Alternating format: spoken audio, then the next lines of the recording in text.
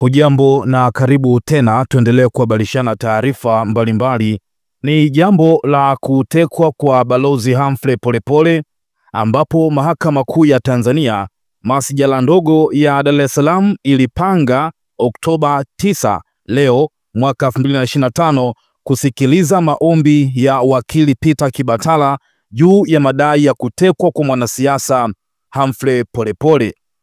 Wakili Kibatala aliwasilisha maombi hayo chini ya hati ya dharura Oktoba 7 mwaka 2025, akiiomba mahakama hiyo itoe amri ya Polepole afikishwe mahakamani ama mamlaka husika ziseme ni wapi alipo.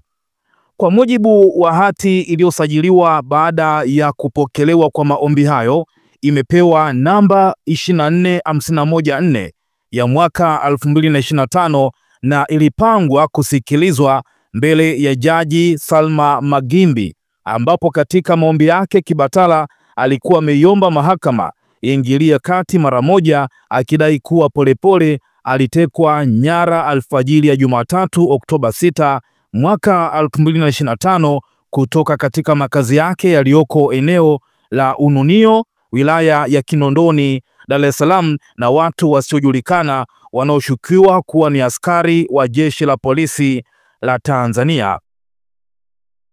Muda huu tunapozungumza ni kwamba mama yake mzazi wa mwanasiasa huyo Humphrey Polepole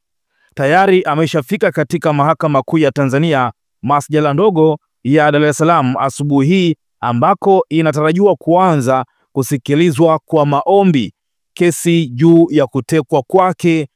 Polepole, maombi ambayo yalipelekwa na wakili Peter Kibatala kuiomba Mahakama Kuu chini ya hati ya dharura itoe amri ya kwamba Polepole afikishwe mahakamani ama mamlaka husika ziseme ni wapi alipo Polepole. Katika hati hiyo ya dharura, wakili Peter Kibatala, kama nilivyokuambia, ameweza kueleza kuwa Polepole hajawahi kushtakiwa kwa kosa lolote la jinai katika mahakama yoyote, na kwamba kwa sasa inaaminika anashikiliwa katika eneo lisilojulikana na maafisa wa Jeshi la Polisi. Maombi hayo yamewasilishwa dhidi ya wajibu maombi watano, akiwemo mkuu wa Jeshi la Polisi IGP,